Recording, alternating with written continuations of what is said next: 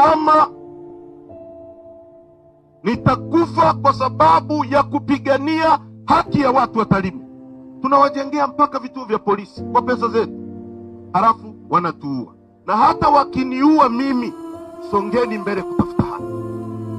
Huyu aliyelala hapo ni mdogo wangu,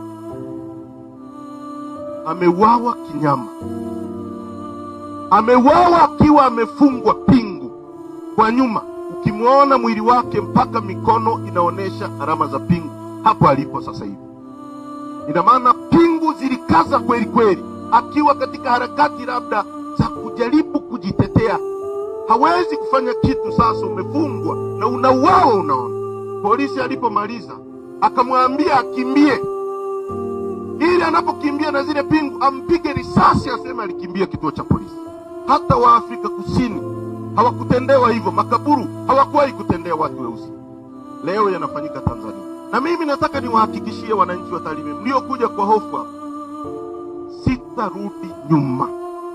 Na tumesema categorically hatuhitaji fidia yoyote kutoka serikalini, kwa sababu hamna mnachoweza kutulipa. Mnachoweza kutulipa ni kumrudisha huyo kijana. Kama mna uwezo mrudishe, vinginevyo hatuhitaji hata senti moja. Tunachohitaji ni haki, na yule aliyetenda tendo hili hatua zichukuliwe dhidi yake. Ninasema kwa uchungu mkubwa kweli kweli, kamanda wangu huyu, mdogo wangu na rafiki yangu wamelala hapo, mimi namuona, nimeumia kwa kiwango ambacho sijawahi kuumia.